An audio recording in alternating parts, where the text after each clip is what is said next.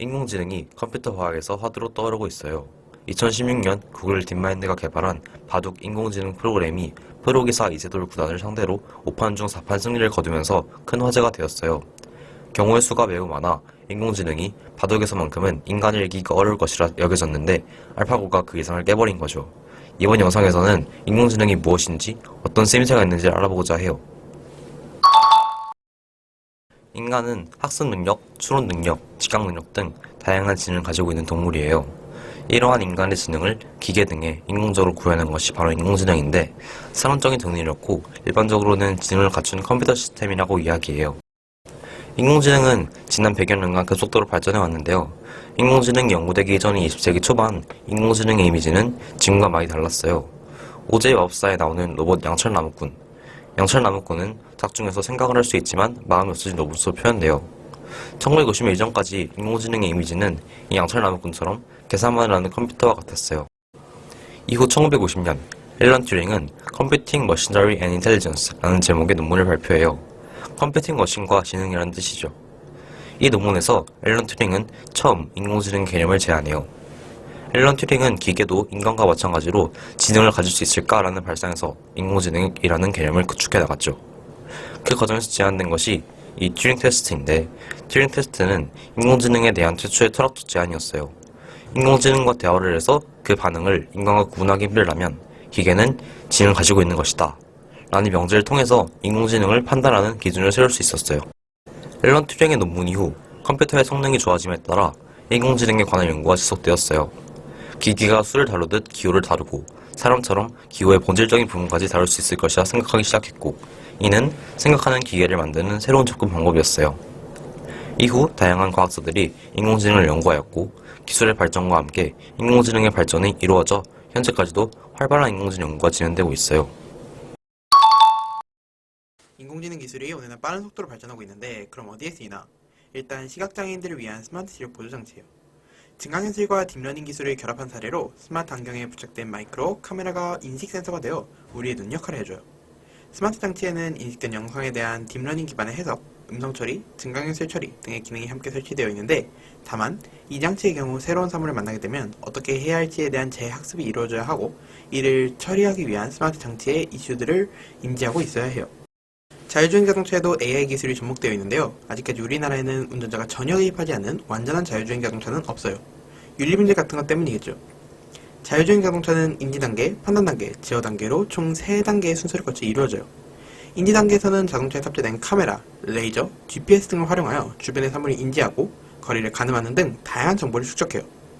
판단단계에서는 인지단계에서 축적한 정보를 기반으로 주행 전략을 결정하는데 이 역할을 인공지능이 수행하고 가장 이상적인 결정을 내리는 거예요.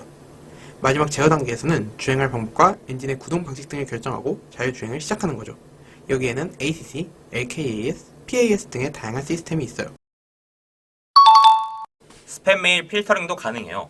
가끔씩 스팸 메일함을 보면 한두 개씩 메일이 와 있잖아요. 스팸 메일은 개인정보 유출 등 중요한 문제로 이어질 수 있기 때문에 스팸 메일을 정확히 판단하는 작업은 매우 중요하겠죠.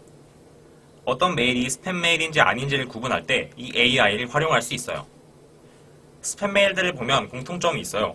뭔가를 광고한다던가 제목에 이런 이상 기호를 포함하거나 모집 중, 무료 배포 이런 말들이 포함되어 있어요. 이러한 공통점을 잘 추적해서 해당하는 메일을 찾아 스팸 메일함으로 걸러낼 수 있다는 거죠. AI가 처음부터 잘할 수는 없으니 머신러닝을 통해 학습을 시키는데 Naive Bayes, Support Vector Machine, Random Forest 등의 방법으로 성능을 개선할 수 있다고 해요. 특히 Gmail에서는 Optical Character Recognition, 줄여서 OCR이라는 방법을 이용해 스팸 메일을 추적한다고 해요. 이런 방법은 앞서 말한 방법들보다는 한층 발전된 형태겠죠. 또 자동 완성 기능도 한 예인데 스마트폰에서 키보드를 열어 타이핑을 하다 보면 위쪽에 작게 단어를 추천해주는 걸 볼 수 있죠. 이것만 마구 눌러서 어떤 문장이 나오는지 관찰하는 것도 신기해요. 구글 검색창에서도 비슷한 기능을 볼 수 있는데 쓰고 있는 문장에 적합한 단어를 귀신같이 뽑아내는 자동 완성 기능을 보면 그렇게 신기할 수가 없어요. 특정 사용자의 문자 메시지 또는 타이핑에 대한 다음 단어 예측은 꽤나 유용한 기능인데 사용자의 문자 입력 패턴을 이해하여 자동 완성 기능을 제공하면 많은 타이핑 시간을 절약할 수 있겠죠. 자동 완성 기능을 구현하기 위해서는 자연어를 컴퓨터에서 계산할 수 있는 자료로 변환해서 저장해요. 이제 자연어 처리를 할 수 있는 특정 모델을 가져와서 자동 완성 기능에 적용하는 거죠. 이런 자동 완성 기능과 비슷하게 글을 쓰는 즉시 오타를 교정해주는 자동 교정 기능도 존재해요. 유튜브 광고로 자주 뜨는 Grammarly가 이에 해당하죠. 얘는 많이 익숙하죠? 집에 하나 갖고 있는 가구도 꽤 될 것 같은데 왼쪽부터 각각 아마존의 에코, SK텔레콤의 누구, KT의 기가진이에요. 사람의 언어를 듣고 이해하고 또 적절한 대답을 할 수 있는 인공지능 AI 스피커죠. AI 스피커의 작동 과정은 이해, 실행, 생성으로 나눌 수 있어요. 일단 AI 스피커가 작동하려면 사람이 부르는 시리아라던가 기가지니 같은 말을 듣고 활성화가 돼야 해요. 인간의 자연어 음성 파형을 데이터로 받아 이를 텍스트로 변환할 수 있어야 한다는 거죠. 이 다음에 텍스트를 이해해요. 이해한 결과가 어떤 명령을 담고 있으면 그걸 실행하고 완료되면 결과를 다시 사람에게 알려주는 거죠. 오늘 날씨 어때? 라고 물어보면 맑다, 흐리다 또는 비가 온다 같이 말이에요. 이런 음성인식 자연어 처리에는 순환 신경망이라는 딥러닝 기술을 활용할 수 있어요. 신경망을 입력층, 은닉층, 출력층으로 나눌 수 있는데 은닉층에서 나온 결과를 출력층 방향뿐 아니라 다시 은닉층의 입력으로 보내기 때문에 순환 신경망이라고 부르는 거예요. 일종의 순환 구조를 이룬다고 할 수 있죠. 여기까지 인공지능의 역사와 활용 분야에 대해 알아봤는데요. 스마트 시력 보조장치, 자율주행 자동차, 스팸 메일 필터링, 자동 완성 기능, 그리고 AI 스피커 등 활용 분야가 정말 많은 인공지능. 앞으로 얼마나 더 빠른 발전을 보여줄지 기대가 되는 분야입니다. 지금까지 싸이월드의 수제지능이었습니다.